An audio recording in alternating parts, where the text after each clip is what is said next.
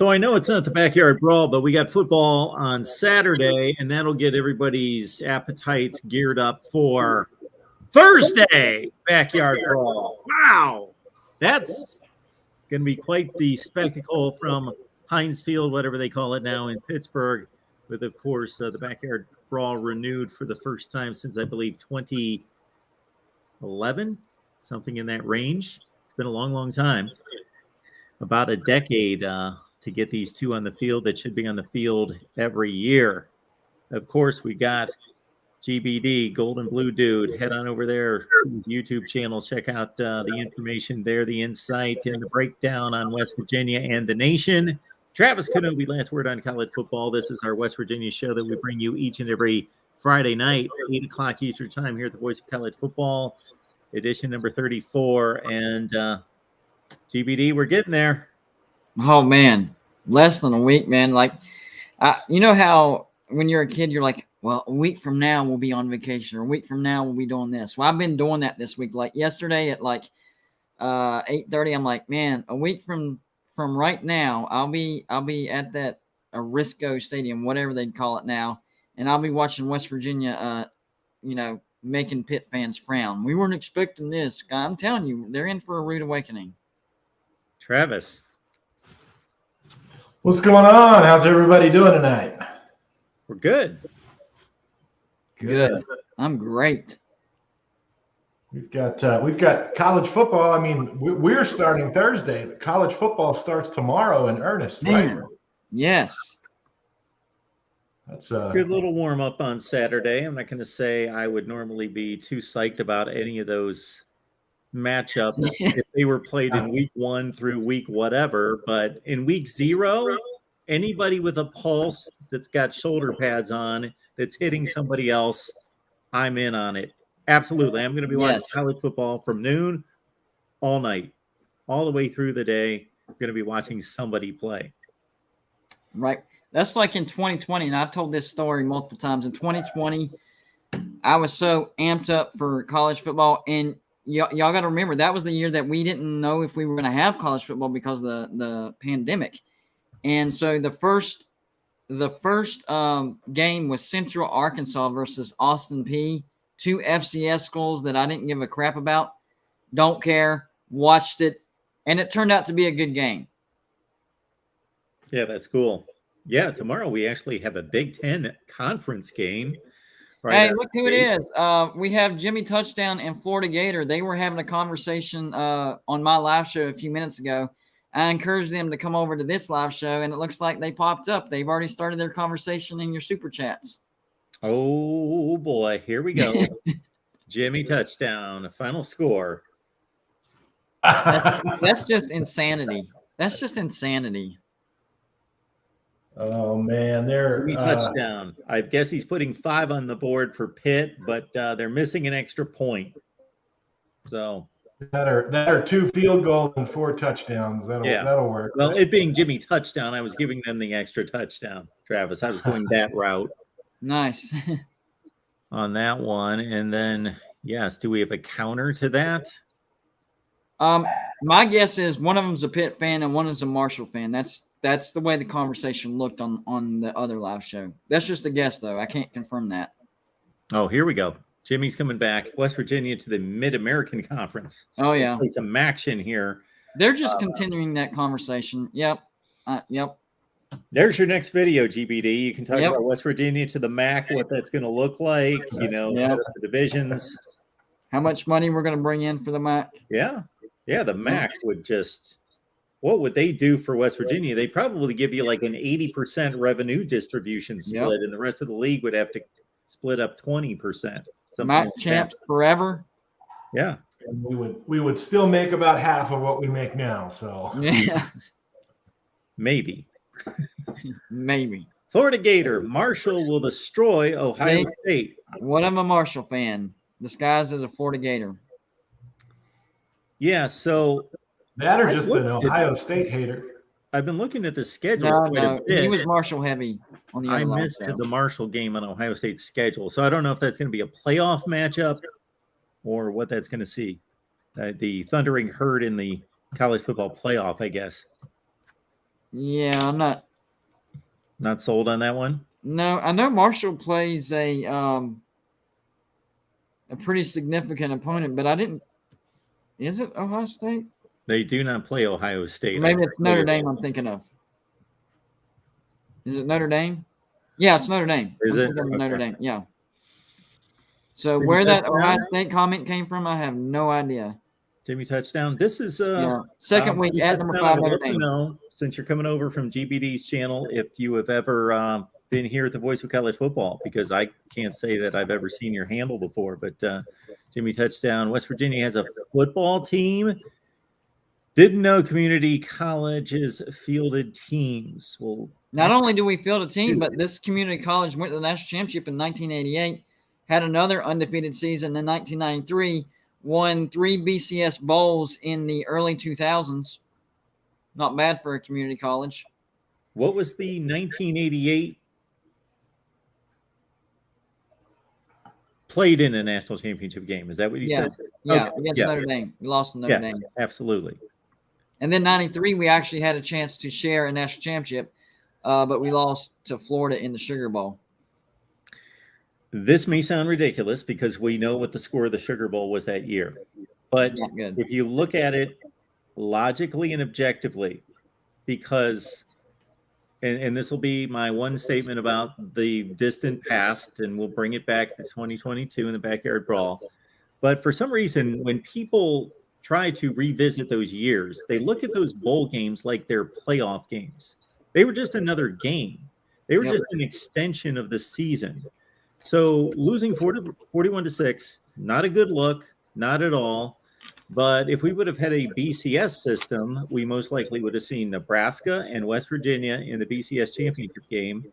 And then also, I think in looking back, you should look at that the entirety of the season, not just, we look at these bowl games like it's some kind of playoff game, like it eliminates somebody from national championship consideration when it's just another game.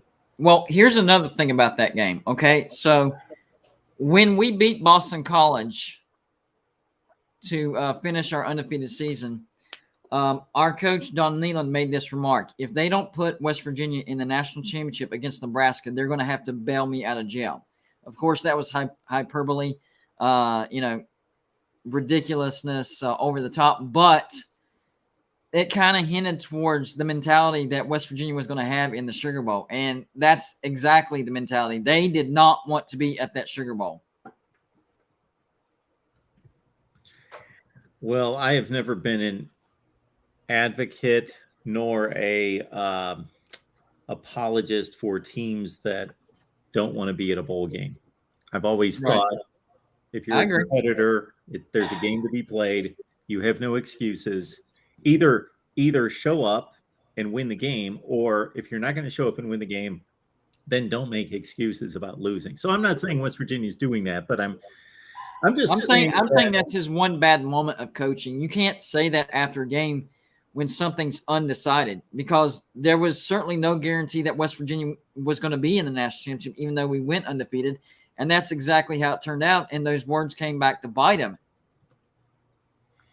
Well, there was also the Don Nealon. The Cotton Bowl was the first bowl to invite us to play that year, which would have been a better matchup for us. And the West Virginia AD's office, Nealon was like, let's go to the Cotton Bowl. And the AD's office said, no, we're going to decline and hold out for, a different bowl, which also came back to bite us that year. But it is what it is. You can't change history.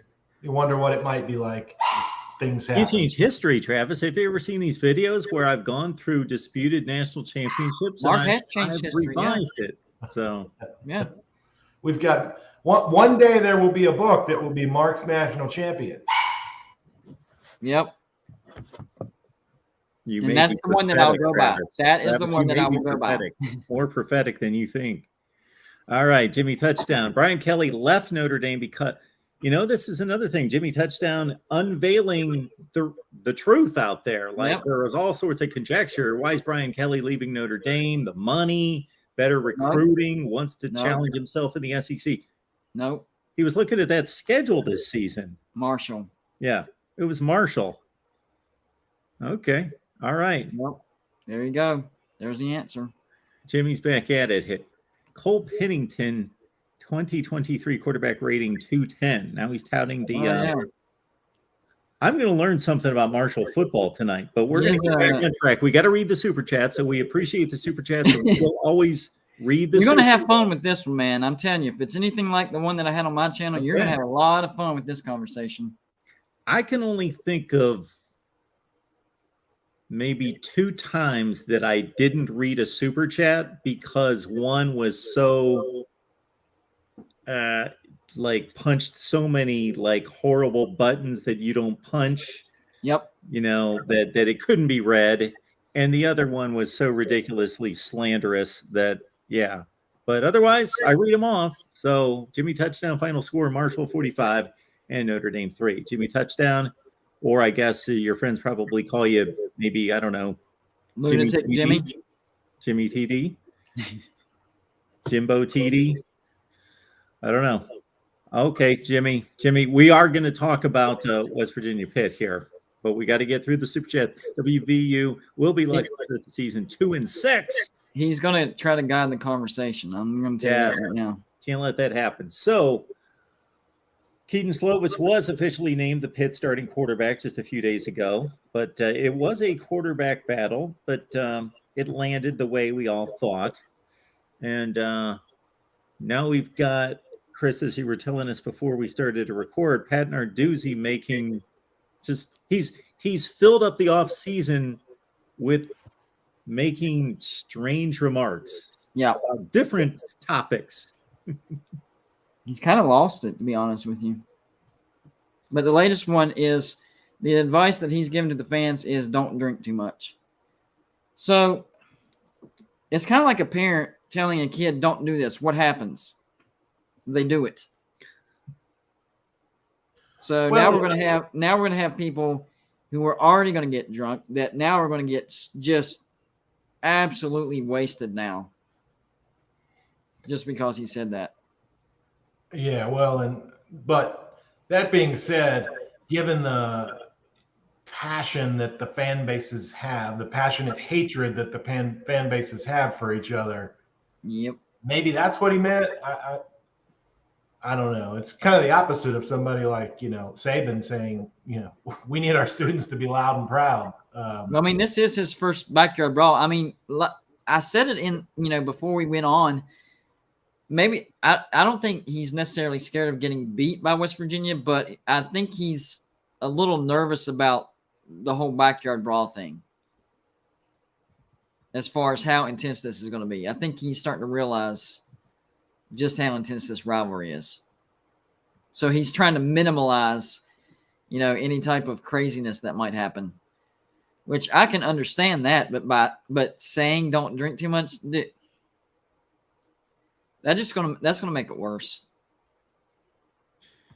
Yes, again, it's been an off season of Pat Narduzzi either being upset because Jordan Addison went to USC, or he had felt it necessary to proclaim that Pitt would win the Big Ten, even though they just lost to like the 4th best team in the Big Ten in a bowl game. Yeah, there's been a little bit of that going on. It is weird. Did you know now that there's a lot of people there's a lot of golden blue dude copycats now? I know Orange and Black Dude, who's an Oklahoma State YouTuber. I'm not sure about Red and Yellow Fellow, who I just saw super chat, but definitely going by the moniker that I'm using. So I'm glad to have inspired a generation of dudes and fellows. Yeah, that is phenomenal. So I am going to be sprinkling the show with various information regarding the West Virginia Pitt series and this year's game as I work through a number of stats I'm looking at here. Meanwhile, let's knock out a couple super chats, and then Travis, I'm going to tee you up, and then obviously you, GBD, with anything that's happened during the course of fall camp that stands out to you in regards to any information that's come out of camp that makes you feel better or worse about West Virginia's offense/defense/special teams. But we got FSU 45 here. Good evening, everyone. There are some high school teams that could beat Marshall. Go Ears. I agree. Do you guys typically go with the Go Ears? I yeah. see it all over the place. I just don't hear it much. I read it more than I hear it. Oh yeah. Oh yeah. Yeah, sometimes. I mean, I'm more of a let's go and let somebody respond Mountaineers, but that's my thing. Yeah, usually in typing conversations is where you're going to see the ears a lot. Okay, yeah. Judicial protest. We're going political here. Pitt is MAGA, unlike West Virginia. Oh yeah. That's actually like objectively the opposite of the truth, given voting numbers I would over think the last so, like 7 elections. But as far as like this rivalry, like I've been blessed because Pitt does own the series by 21 wins, but since I've been born, against Pitt, West Virginia is 18-9 with 2 ties. That's a nice series, Mark. So I've been happy for the most part about this rivalry. It's been one game. There's one game. It was lopsided very early. Yes. But then in the 50s, we beat our first ranked team in our history, and that just happened to be Pitt in Pittsburgh. So, you know, and since then, the rivalry is pretty even. That game included, I think Pitt owns a 2-win margin over West Virginia. But then when we came back and we beat them about 20 years later in the mid 80s when they were pretty highly ranked, we've pretty much owned that rivalry since then. So there's kind of 3 periods. There's the period where Pitt owned it. Then there's the period where it kind of went back and forth and it was relatively even. And then there's the period where we've owned it. And now who knows what's going to happen. What I do know is that according to every Mountaineer player who's ever played in the game and every Pitt player who's ever played in the game, you throw out records and rankings and predictions when Pitt and West Virginia play because they hate each other. They're grilled to hate each other. The fans hate each other, and they just go all out.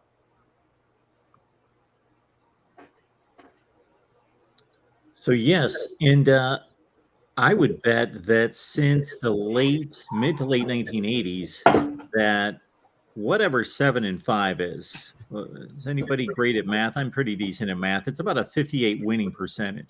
Hey, Mark, will you do me a favor and throw me that super chat from Jimmy Touchdown on the screen? Yeah, I'm probably way behind here. Here we go. We will catch up with the super chats. We've got, let's get to them here. We got judicial protest with Joey F. as a closeted Marshall fan. Okay. We got Jimmy Touchdown. There we go. There we go. Example that West Virginia has no fan base. 0 West Virginia grads on the stream talking West Virginia football. Best Mark could do was Travis, who graduated from the West Virginia College of Ambulance Chasing. Oh, has no fan base. And then you go on to say things that have nothing to do with the first comment. First of all, in this new Big 12, and Tony Altimore ran the numbers via a couple sources. I know one of the sources was New York Times. West Virginia has the largest fan base in the new Big 12, not counting Oklahoma and Texas.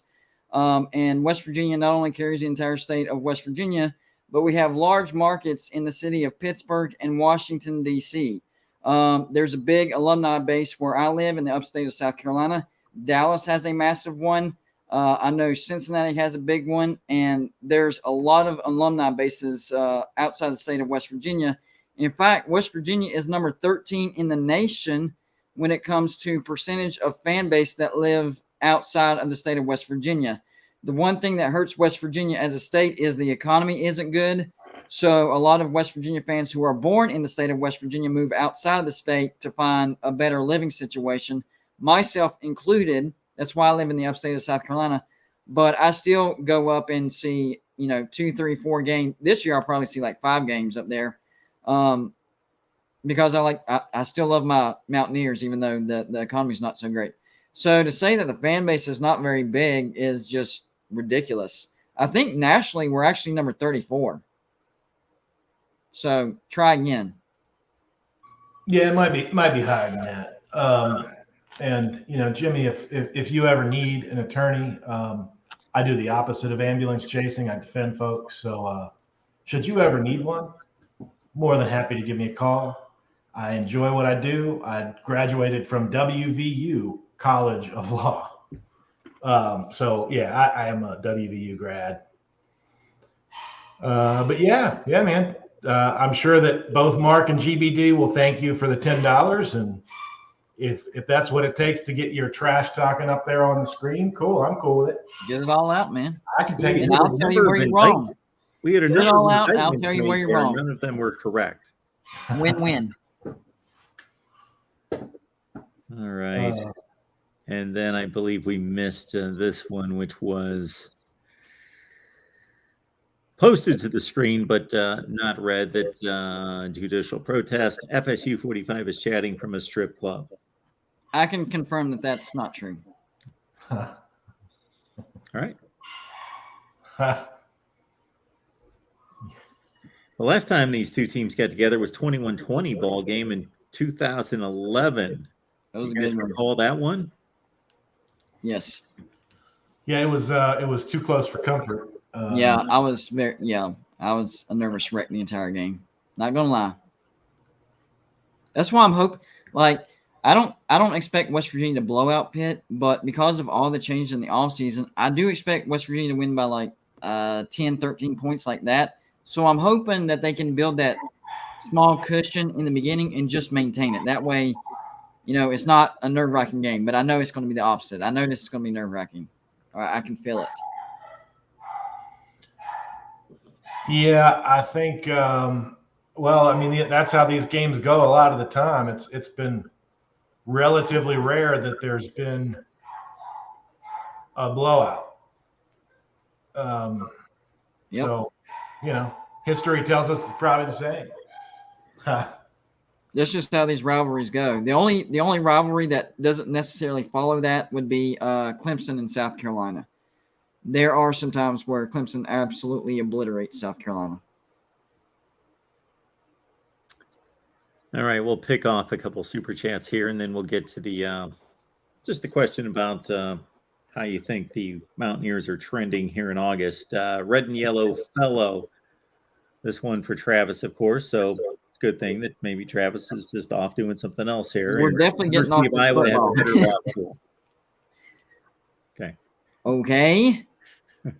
And we've got from judicial protest. Mark, do you need any ads? Man, that's a loaded question.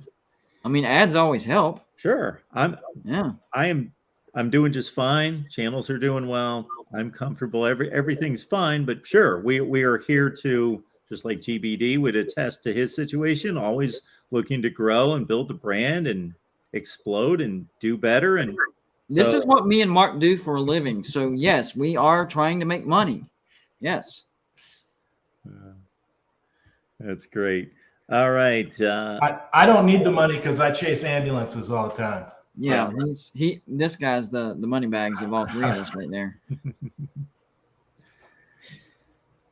Absolutely. We're definitely not talking about football, are we? No. So let's get to it, Mark. You asked the question. Yes, the question was basically, with all the information you could gather throughout August and the video clips, everything that you could source, your thoughts about West Virginia, and did you pick up more negative or more positive in regards to how much better or worse you feel about this football team today than you did, let's say, 6 weeks ago? For me, it's, it still has to be proven on the field, right? But I feel better about our secondary. Going into the off season, that was probably the biggest question mark, was what, not only the starters in the secondary, but particularly the depth. And I feel a lot better about both of those things after summer OTAs and fall camp. I think our secondary is probably going to be one of the biggest surprises that the Mountaineers throw out onto the field, because I think it's actually going to be a very good secondary.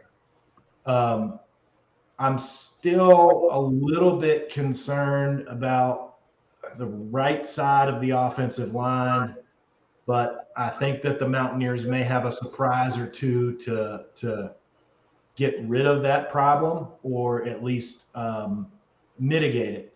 And, frankly, there's not a whole lot of offensive lines in the country that can say we are elite or super strong at all 5 spots. And the one spot you have a question mark, if that's your right tackle, that's probably the best spot you could have a weakness, because you can cover it more easily. And at least it's not coming from the quarterback's blind side. So, after winter, I mean, we didn't have JT Daniels yet. JT Daniels and Graham Harrell being added to the team definitely raised my confidence level after the bowl game. And everything that I've heard from camp and seen from camp just sort of reinforces that the offense is going to work a lot better this year than it did the last 3. Quick note. Yeah, and don't forget that Graham Harrell is known for being able to put a Band-Aid over issues. So what he's going to do is, if that problem persists, he's going to call plays that is going to minimize that issue that we're going to have if it doesn't go away. West Virginia fans, if you want the best in written form, you follow Travis. Last Word on College Football again. We'll pull up the banner here again. Travis Kenobi, Last Word on College Football. For your video needs, get on over to GBD's channel, Gold and Blue Dude. Eric Boland says, JT, of course, JT Daniels is on the Johnny Unitas Golden Arm Award watch list. If JT Daniels stays healthy, and I'm talking at least 90% or above, West Virginia has a legitimate shot of having a 10-win season. Like, legit shot. I saw a prediction from I forget where it was shared, but it was on ESPN, and they said that they were talking about sort of the goods and bads and the potential goods and bads of each team, and they talked about the fact that they predict that JT Daniels is going to throw for 30 touchdowns in the West Virginia offense, but then they say, and if that happens, they'll be on the brink of clinching a bowl spot, like just any old bowl. And I'm thinking that the two things are like completely inconsistent with each other. Doesn't make sense. West Virginia does have a good defense. It is not the best in the country, but they have a top 30 defensive unit.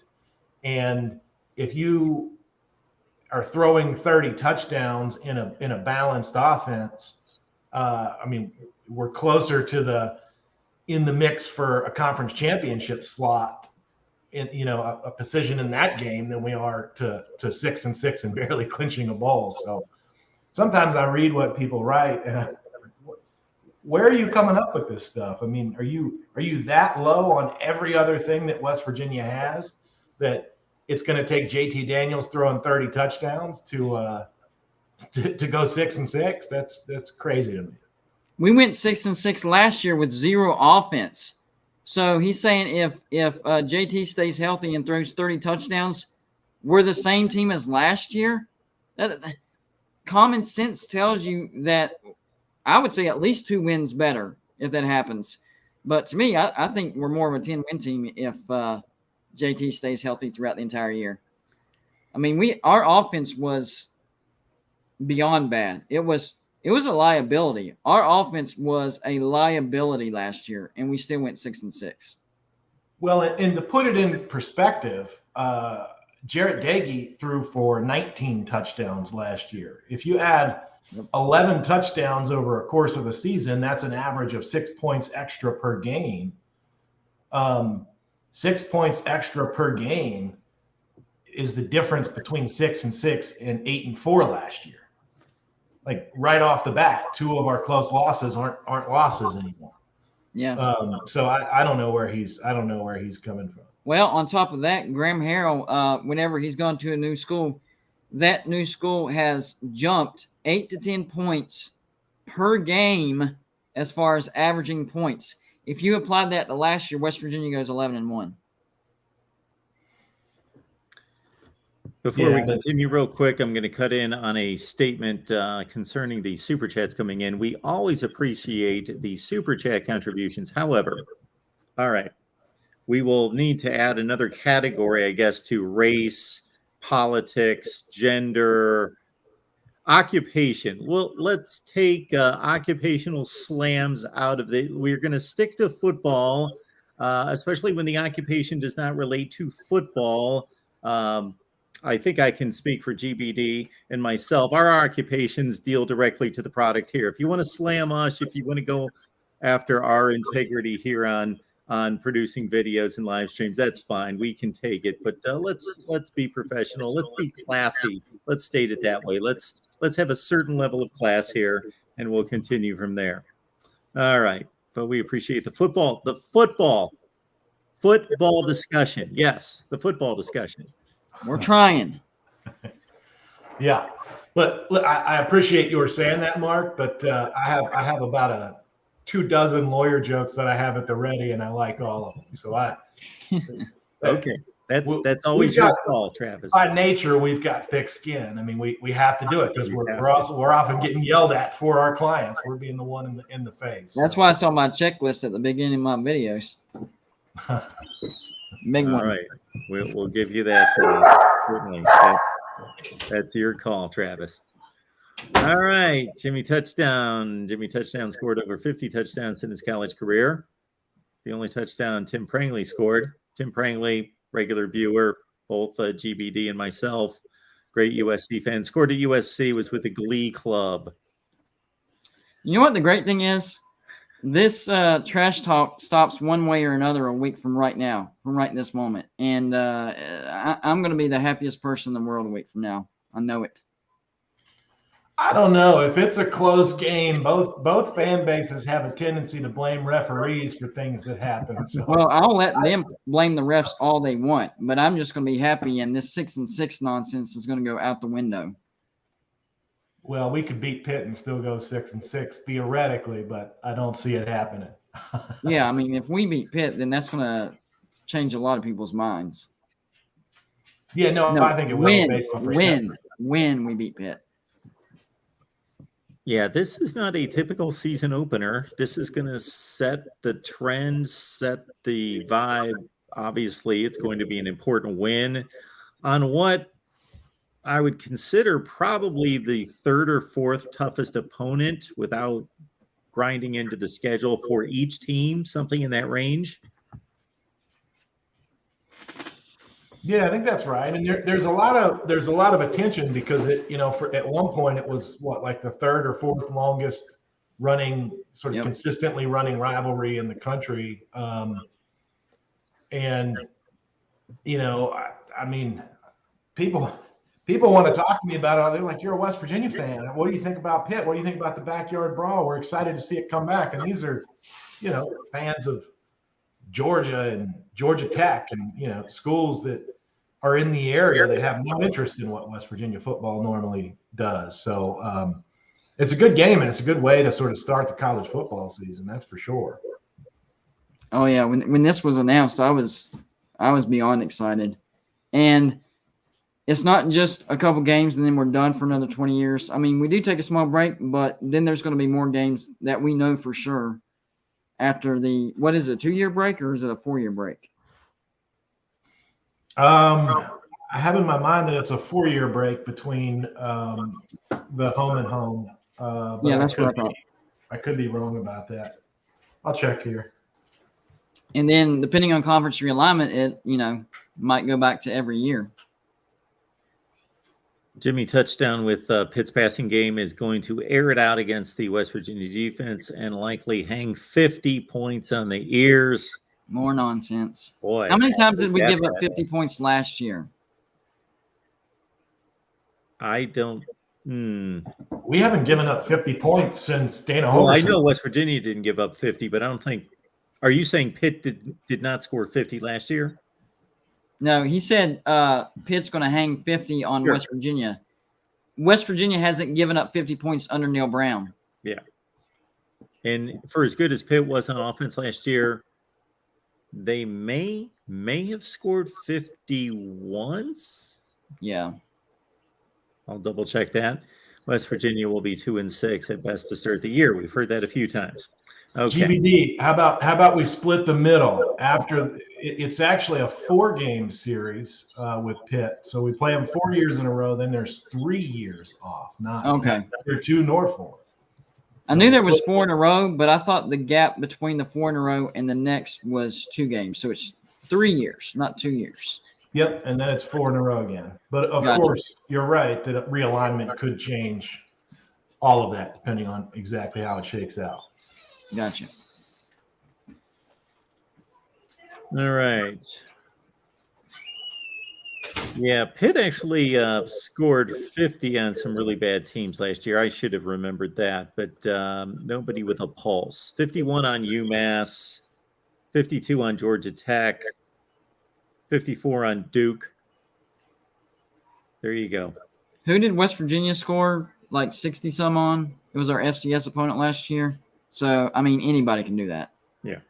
Yeah, UMass. Either 50 some or 60 some, something like that. It happens against FCS. UMass is one of the worst FBS teams, and Duke is maybe the worst Power 5 team. Yeah. I don't know. Well, not last year. Kansas was actually a little bit better. Vanderbilt was pretty bad, though. Yeah, they both were. All 3 of them were. Yeah, I believe 2-10 was the record for all of them, and none of them won a conference game. And Pitt did lose to Western Michigan the same day we beat Virginia Tech. That was a great day last year. Did Brett Yormark, the new Big 12 commissioner, make a complimentary statement about the West Virginia facilities? According to Eric Bolin, he did. Yeah, not just complimentary. I mean, he praised it.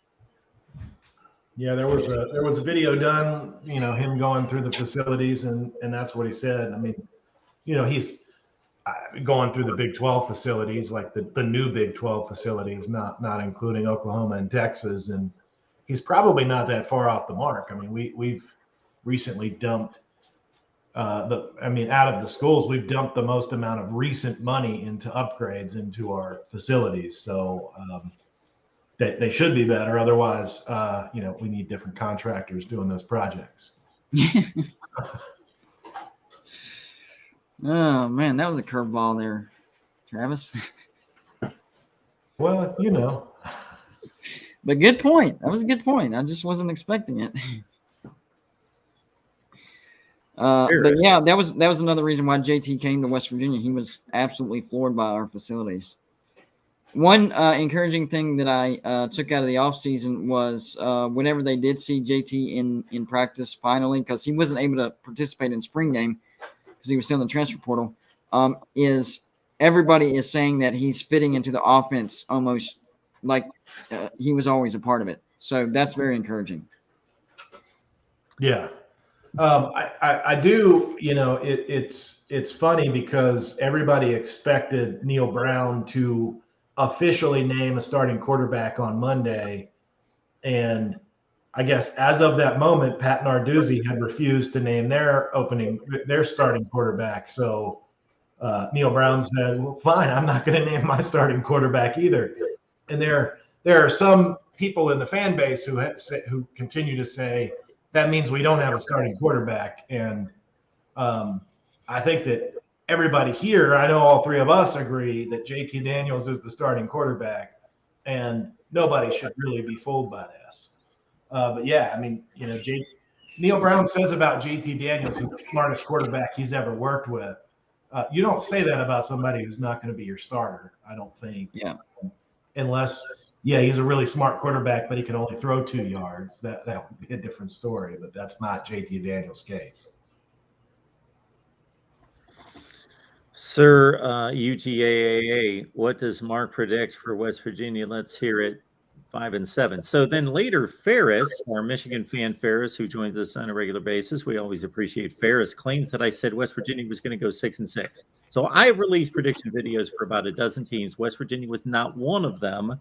So I could go to my notepad here and show you. I know I got to hustle to unveil. I was actually going to blow by week 0 thinking, okay, I've already sent out my Nebraska prediction so everybody knows where I stand on Nebraska. Florida State's going to win over Duquesne, and who else is out there? North Carolina taking on Florida A&M. I was going to release my season predictions next week and do a big extravaganza there, but so I wasn't too concerned with blowing through week 0. But no, I haven't been official there on West Virginia. So you want to hear 5 and 7? Florida State fans were not happy with my 6 and 6 prediction the other day on. I have them at 6 and 6. Good prediction. Good prediction, but they shouldn't take it lightly because I said 5 and 7 last year, and they were all mad at me, and they went 5 and 7. All right. So good stuff coming in from the chat here. We love it.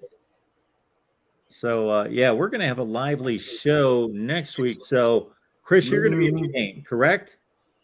GBD at the game. I'm going to be in West Virginia at the time. So there's going to be some phenomenal going to be in West Virginia at the time. So there's going to be some phenomenal content that leading into the game, obviously post-game, all that business with GBD. So make sure you get it because this is it's going to be a fever pitch on Gold and Blue Dude's channel with the Backyard Brawl. So that's going to be phenomenal stuff.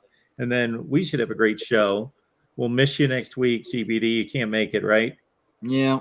Can't make it next Friday, but we should have a great show. Hopefully Coos can make it, and we're going to be just fresh off a fill in the blank. These guys say West Virginia win. Yep.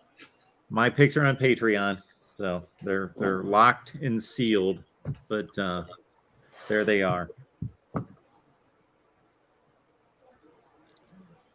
right. You know, I have found myself this entire offseason after the JT Daniels signing about to ask you guys, JT Daniels is the best West Virginia quarterback since, and then I get to about right there, and then I'm like, well, duh, Will Grier. Yep. So I don't even ask the question because Will Grier was one of my favorite quarterbacks to watch.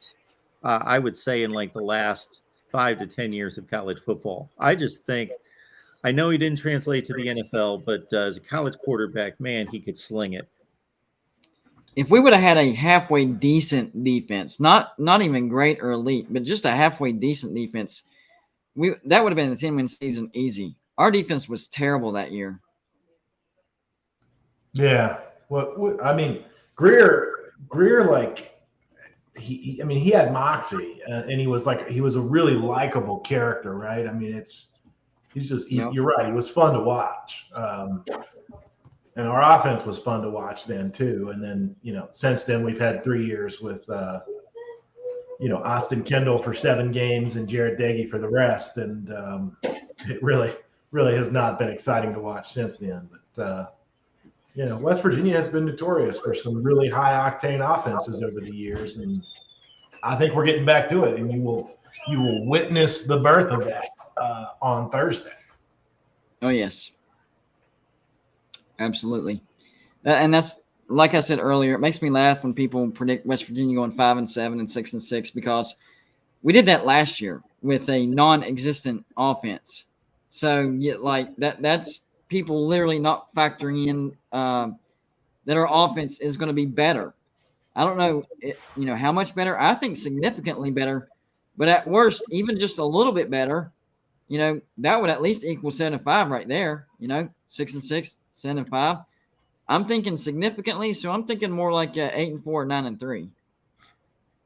How much are you guys concerned about this, and how much does this weigh into the probability of a off season versus or a down season versus what you guys are expecting to be anywhere between 8 and 10 wins? Let's say that there's always chance that the quarterback gets hurt. Yes. Some teams are stocked with another guy that is somewhat close to as proficient, talented as the starter. Usually as talented, let's say, if it's a really big program, the guy's going to be just as talented. He's just less experienced, and therefore he doesn't have the job. But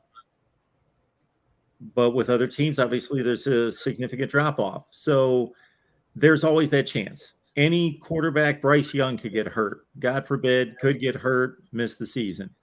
But so this could happen to anyone. But obviously, JT Daniels has a history So how much more are you concerned considering the JT Daniels history? I'm not as concerned because here's the thing. And I said this earlier on my live show. If you look at Georgia, they have a bad history, especially under Kirby Smart, when it comes to injuries, when it comes to offseason. I mean, a lot of wide receivers get injured. They've had running backs. I mean, a lot of injuries. And then last year, JT Daniels gets injured in the regular season. You look at West Virginia, it's the complete opposite. The last time West Virginia had a quarterback injury was Will Grier, and it was his pinky. And it was because, whenever he stretched out for a touchdown with the ball and he fell on the pinky and it jammed it. So I'm not as concerned with the injury possibility as most people, because I know West Virginia is good at taking care of their players. I don't know what the difference is in strength and conditioning, but the thing with Georgia is they recruit at a high level. So maybe their mentality is, maybe we don't have to take care of our players as much as everybody else, because they just keep trucking in 5-star after 5-star after 5-star. So maybe they're not as concerned with their players' health as West Virginia is. So I think West Virginia is going to be a lot more careful with JT Daniels. I think the preparation is going to be a lot more careful. So I'm not really – I mean, there's always the possibility of injury because of his history, but West Virginia also has a great history with prevention of injury. So my concern level is not as high as most people. Well, and I would add to that and take a different angle that Graham Harrell is kind of the young quarterback whisperer. I mean, Keaton Slovis, if you look at his true freshman year coming in to replace an injured JT Daniels, played absolutely lights out. It was the best season of his college career. He has actually regressed since that season.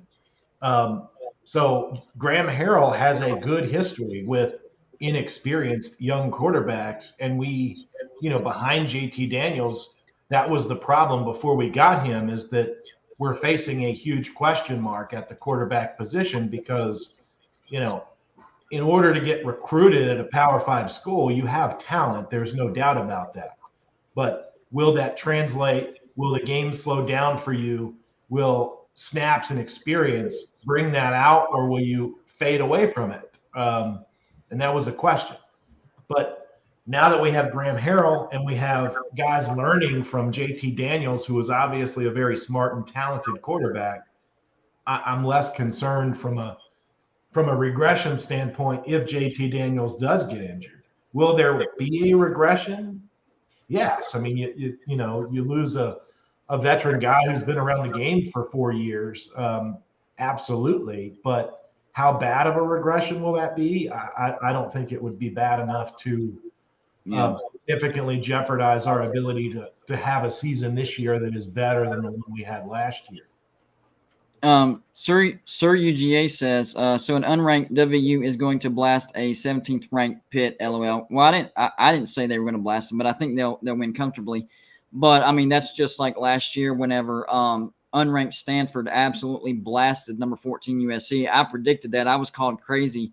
In fact, there was a few YouTubers, and you might know one of them, that said that if you use Golden Blue Dude's pick of Stanford whooping USC, then you're addicted to losing money, when in fact the opposite happened. So you really can't go by rankings in the preseason, especially when Pitt lost Jordan Addison and Kenny Pickett. They are not the same team as what they were last year. Their defense is going to be good, but so is West Virginia's. I think the difference in this game is going to be offense.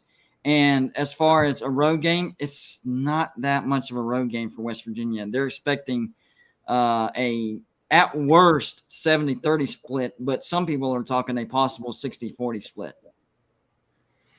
To your point, GBD, we just saw the AP preseason poll released here with 25 teams. I went back and looked at last year's preseason rankings. 13 of the 25 did not finish in the top 25. You could almost throw darts that well. And an unranked team made the playoffs, Michigan. Sure. Finished number 3 in the country. Yeah, unranked. Almost the entirety of the teams in the teens between 11 and 20 or so in the preseason top 25 were nowhere to be found. Florida, LSU, a lot of other teams, Penn State and others.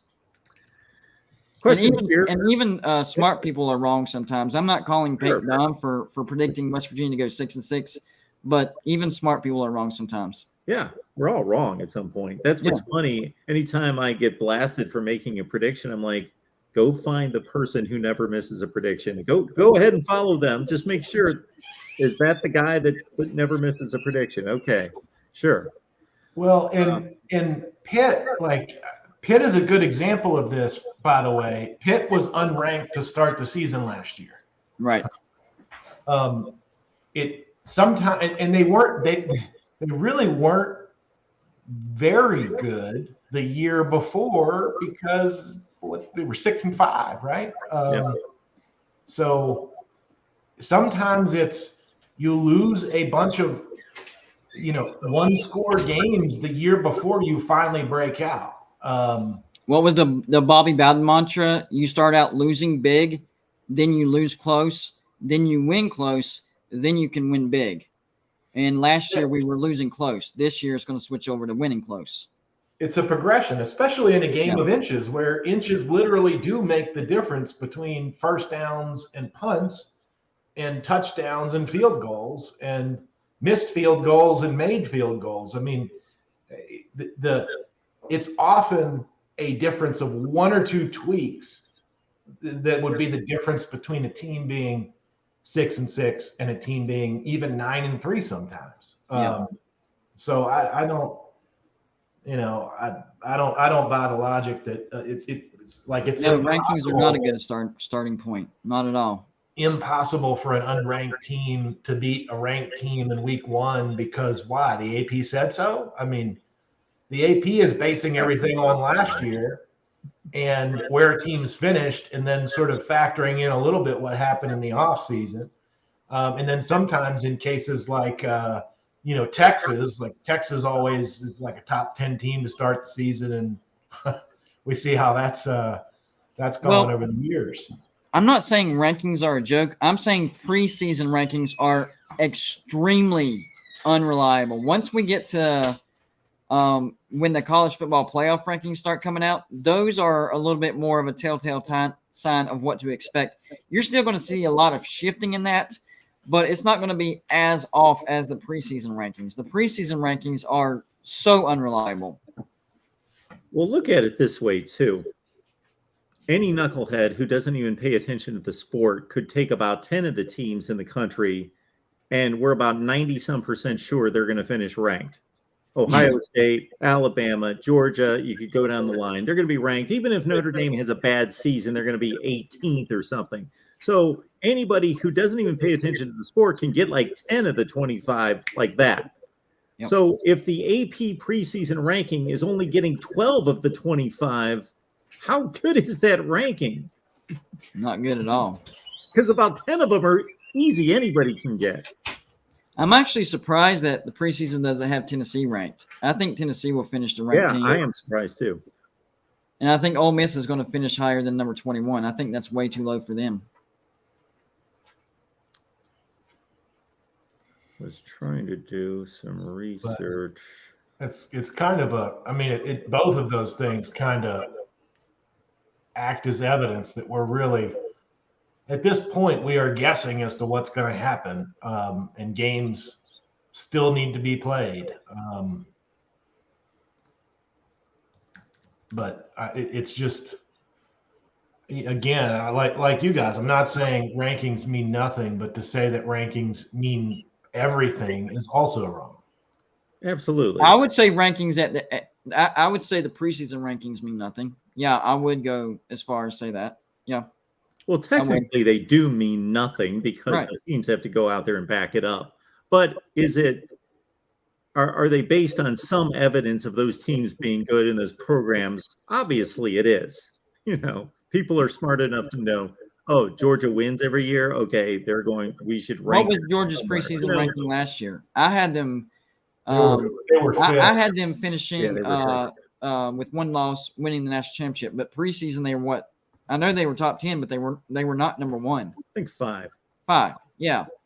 So if if the rankings were correct, then they should have started out number 1. Does anyone recall week 1, Virginia Tech was a double-digit underdog against number 10 North Carolina. Won that game by a touchdown. And then they got ranked, and West Virginia beat them. Yeah. So it happens. It's topsy-turvy. That's, you know, the any given Sunday rule applies. I mean, don't get me wrong, rankings are fun, but they're not reliable until at least halfway through the season. Well, and that's especially true in the, I mean, I know people don't like and kind of want to ignore transfer portal and what that does. But in the transfer portal era, when, you know, routinely even the best teams are losing 12 to 15 guys off their roster every year and building back sort of, you know, 60 to 70% from high school recruits and the rest from transfer portal, a team's entire identity can change in an off season, and entire position room identities can change in the off season too. And I think that's, again, what I said about the secondary in my first remarks to answer Mark's question. West Virginia's secondary is going to be a lot better than people think because of that identity shift. Yep. Quick question for both of you. Let me ask you something real quick, Mark. If I was the type of YouTuber that just spewed out nonsense, would you have any type of affiliation with me? No, sir. No. Okay. Just wanted to clear that up real quick. No, sir. I do not do that. You probably have the same thing happen to you from time to time where a viewer will say, what about them? Or what about them? And they said this and they said that. What do you think of that? Yeah. And my response is basically, I go by my personal interactions with that individual, what I see out of them. If I believed every little thing out there, number one, nobody's perfect. I've said things that were off. I misconstrued something, whatever. When you talk 30 or 40 hours a week on here, you're going to say some things that aren't quite right. So I will say, you know, I can only go by my personal interactions and then what content I've seen produced. But then I'm not going to listen to every little criticism all over the place because people have the same criticisms of me. So, yeah. And nonsense is going to happen, but it's not like on purpose. It's like, well, that didn't work out. Absolutely. It's that not didn't turn out the way that I thought it would. And I hope people, I made a comment about this the other day. I hope people are understanding that when you do, I think I can speak for all three of us, that you have at some point been thinking about a particular player and you know this player like the back of your hand, but you slipped on a name and you said Matt Smith instead of Mark Smith but you know that player, you just a typo of the mouth and people will go crazy. And yeah. In fact, I was in a chat with somebody today, and when I was talking about, I meant to say JT Daniels, and I just said Fields. It just came out. Oh yeah. Yes, I think we all know that. No, you know no, you can't do that. You can't do that. Wait, do that. West Virginia got Fields. Let's go. Like, you know. But, and if they're just joking, great, just funny. But if you get this, like, oh, he doesn't know who JT Daniels is. Okay, you know, sometimes I'll get something like that when I misspeak, and I'll be like, seriously, if you've watched me for a certain length of time and you don't think I know who that individual, are you kidding me? Seriously. So, the biggest thing that people throw at me are my conference realignment things. Yes. And they say prediction. Why they call them predictions, I don't know, because I am not predicting anything. It's basically impossible to do that. It's a very fluid situation. What's true today might not be true tomorrow. So I look at what I'm seeing, what's being told to me, and then I present scenarios to my viewers and my listeners, and I say which one looks the most likely to you. So that's a great point that you make, because you roll those videos out. They're very popular. People enjoy them. I knew that was I'll going to hear happen, by the from way, guys. people. I see it. I see I'm it. sorry, what's that, GVD? No, I was just making a comment to the comment section. You're good. And people will make comments to me, and they'll want me to justify them or criticize them or whatever. And I'll just say, I didn't see it. I see the headline. I know GBD. But I state basically exactly what you just stated. I know, because I've seen some of them, that he's presenting possibilities. He's presenting scenarios. He's not making a prediction. I've done the same thing. I've basically said, and we do it based on what I've seen out of you and myself. We do it in very different ways, but in some ways it's very similar. I'll run down, okay, these are candidates for the Big Ten, Clemson, Miami, Florida, whoever. I'll either go to the ACC and do a video, or I'll go to the Pac-12 and I'll look at Oregon, Washington, and I'll just run through, this is their football status. This is their academic status. This is what they bring to the table, their media market. And I'll just say, this is what I would do if I was the Big Ten. I'd go get them and them. I wouldn't go get them and them. But I'm not making a prediction. I don't know. Well, in fact, the schools, like we've talked about before with Tony on here, every school not in the SEC and Big Ten is having conversations with multiple people at the same time. The schools don't even know what's going to happen in 2 years. Right. The schools don't even know what's going to happen in 2 weeks sometimes. And the number of people in an institution that are actually having the types of conversations that could lead to a new conference or a changed schedule or something like that is very narrow. And there are rumors that spread, and we try to address them, but that's about it. That's probably the right amount, to be honest with you. I know it's at least 100. You and Uncle Lou are tight, aren't you? Oh, yeah. We're like 2 peas in the pod. Okay. Well,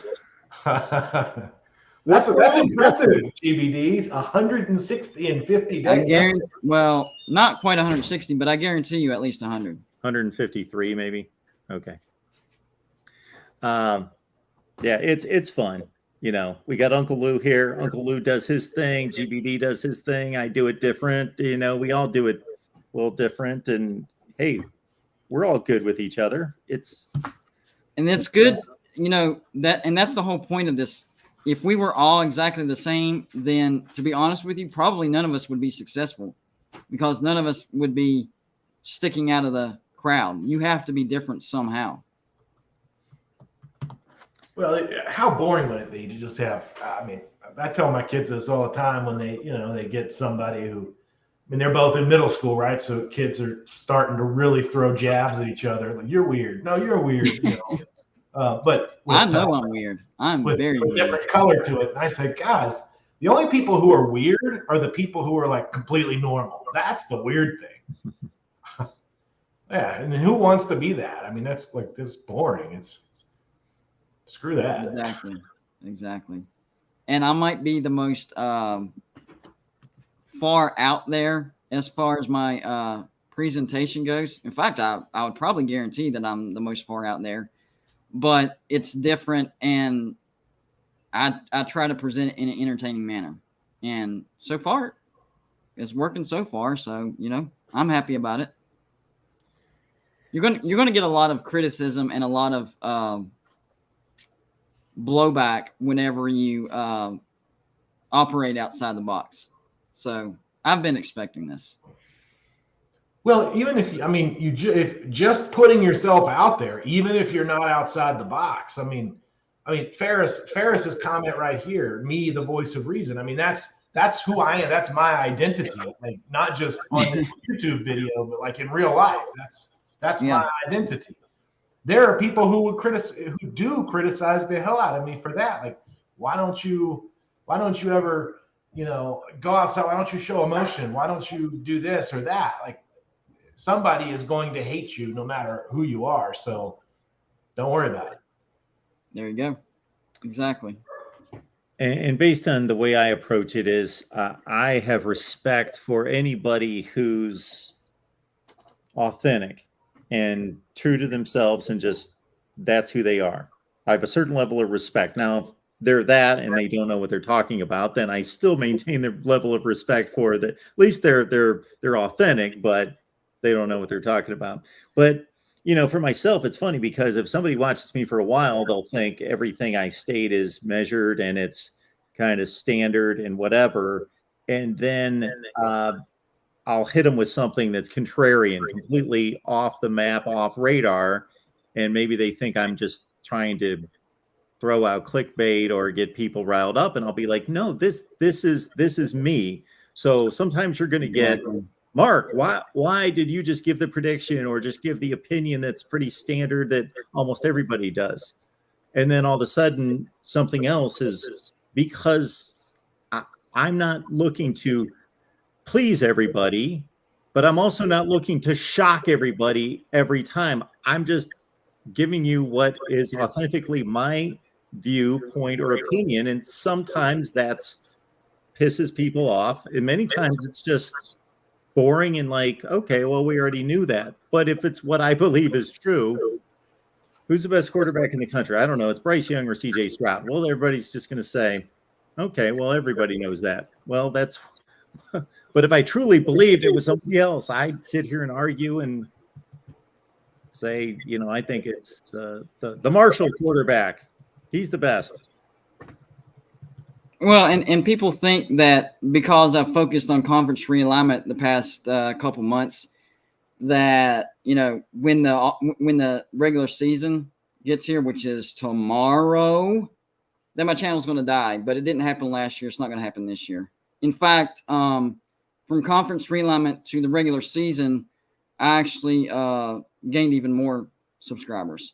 It's what it is it's a gear. And I switch it whenever the regular season gets here.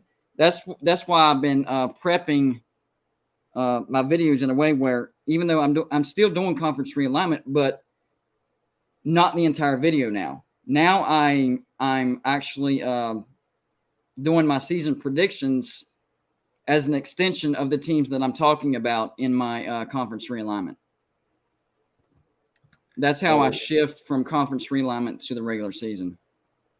6 days away, and we are headed toward a call-in show here at the Voice of College Football, so we'll get to that. But one last thing I want to get out of these two.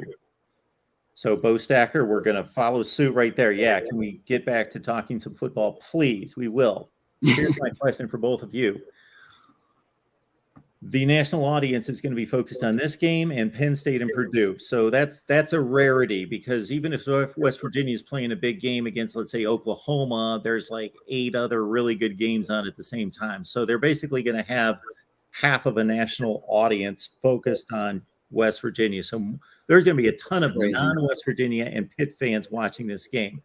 So for those folks out there, besides JT Daniels and with Letty Brown moving on to the NFL, 1,000-yard rusher, with Winston Wright, statistically the best receiver, 63 catches, moving on. Akeem Messidor moves to Miami, lost some talent there. Darryl Porter as well. Who are 1 or 2 guys that people should know about that may flash, may impact Thursday's game? The biggest name I can think of is Caden Prather.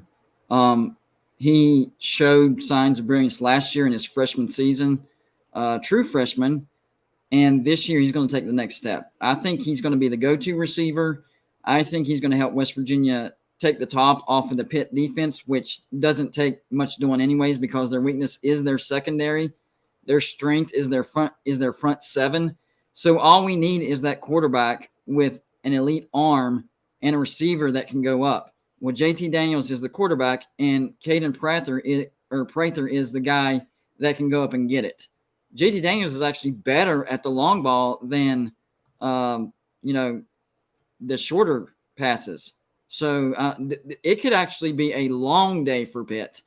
I don't think that's what's going to happen because this is a rivalry. But I think JT and Caden Prather. I think that connection right there is going to be talked about after this game. People are going to be talking about JT Daniels to Caden Prather.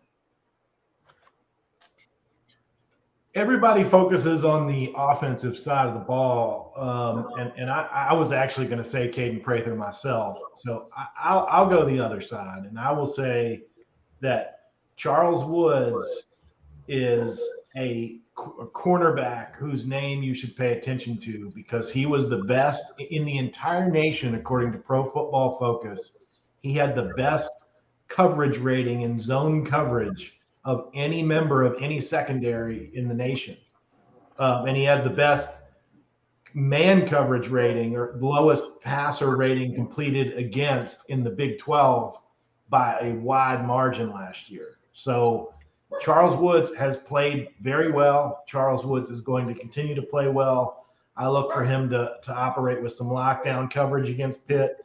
I think he's going to be a monster. And then I'm also going to say Dante Stills. Everybody talks about the veteran leadership and the, Pitt has a very good defensive line, but Dante Stills and his line mates are going to prove that West Virginia also has a really good defensive line. And I don't think that Dante Stills has played his best football to date. I think this is the year for him. So I say Dante Stills, Charles Woods, those are you guys to pay attention to on the West Virginia defense. I'm not excluding other people because we have some other good people that play defense for us, but those are the two. If you focus on any, focus on them. Dante Stills probably the most recognizable name on the defense, coming off 15 tackles for loss and 7 sacks with a pick last season, coming back to college football, could have gone to the NFL draft. I think on the defense, look out for Charles Woods. He has the potential of being a lockdown corner. That's the entire reason why Nick Troy Fortune transferred to a group of 5 team so he could start the game. He knew he had lost that starting position. So I have high expectations for Charles Woods as well. I'll add Lance Dixon as my honorable mention. By the way. Yes. Lance Dixon is going to be a breakout linebacker this season. I think Marcus Floyd and Jasir Cox are going to make their names known as well. For a 34th time, folks, with 1 week to go until the Backyard Brawl in Pittsburgh, West Virginia Live, right here at the Voice of College Football. Head on over to the West Virginia channel. Please subscribe there. We'd like to get to 1,000 subs soon. Get on over to GBD's channel as well if you have yet to do so. And I guarantee the next week in particular, not that it won't be after and hasn't been since, but for this next week, we'll be entertaining with GBD and, of course, Travis Kenobi on Last Word on College Football. Travis, anything in particular that you are working on? Just doing the preview, and then I'm doing a write-up on a show that Mountaineer fans will be interested in. Mountaineer Legends will be doing pregame shows for every Mountaineer game this season, starting on Thursday, run by Dale Wolfley and Mr. Joswiak. So we're looking forward to that. I'll be doing a write-up on that. I got the chance to speak with them for about an hour this week, and with Wolfley about 45 minutes last week. They've got some exciting stuff in store. 2 very intense individuals. Absolutely. They play very well off each other. Easy for them to fill up an hour at a time with stuff you actually want to hear. I can't wait for Thursday. Of course, I'm going to lock it in on Saturday first, but man, Penn State and Purdue, Backyard Brawl at the same time. Should be a fun night of college football and an important night for some teams that aren't guaranteed to be great teams, but have an opportunity to put themselves into the spotlight with big wins on opening night. All right, for Travis, for GBD, this is the Voice of College Football, and we will be right here. You can keep it right here. I'll take some calls here, and just keep it right on the page here. We're going to turn it around with some a call-in show, and we'll be here all day on Saturday. Guys, we appreciate it. Appreciate you, Mark. Don't forget on Thursday for the Backyard Brawl, I'll be doing a pregame and a postgame, and we're working on a situation with some possible legends that might be talking with Golden Blue because we were actually invited to ride one of their charter buses from Morgantown up to Pittsburgh. So hopefully we can work that out. Very excited about it. Awesome stuff. See you guys soon.